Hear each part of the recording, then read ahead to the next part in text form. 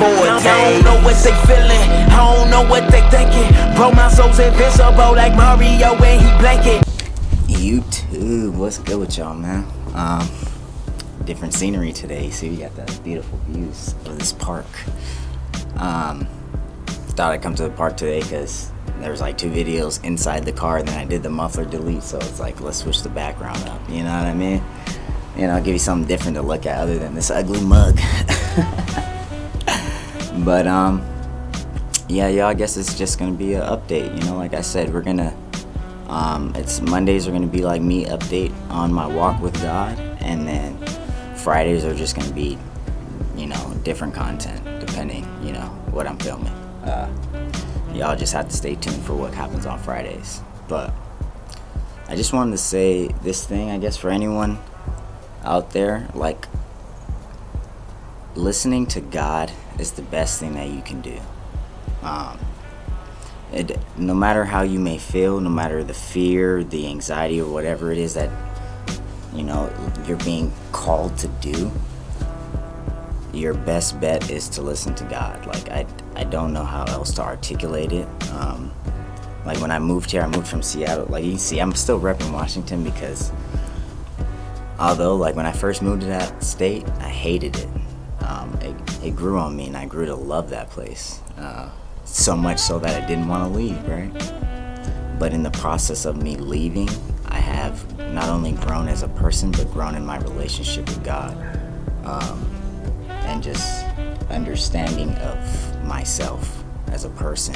And in a lot of ways, I needed to come here because I needed to be around my family, like my dad. Like, the reason that I even made all these videos so far, and I've been consistent, was because I had one conversation with my father. And like that can be a whole nother thing, right? Of like the importance of having a dad. And like, you know, my gratitude for having a dad, because I used to fault my dad for what he didn't do.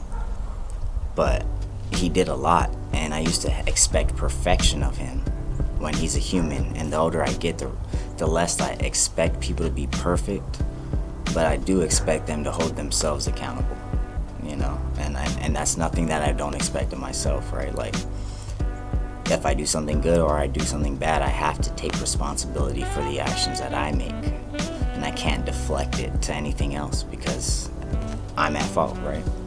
And everyone should do that, but do they? No, you know, obviously we're all gonna make mistakes, but how you know, handle that mistake is what makes people great, I feel. But back to the main point of this video, because I kind of ran on the tangent talking about fathers and stuff. Listen to God, y'all. Like, whatever God tells you to do, just do it.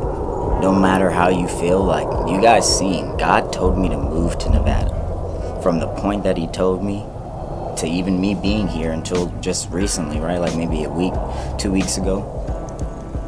I was still in a phase of not wanting to be here. But even though I didn't want to do it, and I didn't like it, and it didn't make sense to me, I did it anyways. And that's why, like, goes back to that verse, I'll put it on the screen, right? But obedience is greater than sacrifice. Because I have chosen to be obedient beyond my personal feelings. And be obedient when it hurts. You know what I mean? It's easy for me to do something God says if I can see a benefit for me, or if I can see, you know, something to gain. Anyone will do something like that. But to do something when you don't know what it's for, and you don't get an answer, right? Like, I didn't have an answer for why I came here. What is the point of it? And I wasn't gonna get an answer because it's not faith. I needed to move. I was told something, and if it's either I'm gonna move on it or I'm not, right? And if you don't move on it, someone else will do it, because God will find someone else that will do it. You know, yeah, he blessed me with all these gifts, but if I don't use them, there's someone else that he blessed with just the exact same gifts that will use them and will do it, and he'll get his purpose done either way. So a lot of us need to appreciate that God is calling us to do something for his name and do it. You know what I mean? And that's the one more thing I forgot to say, right?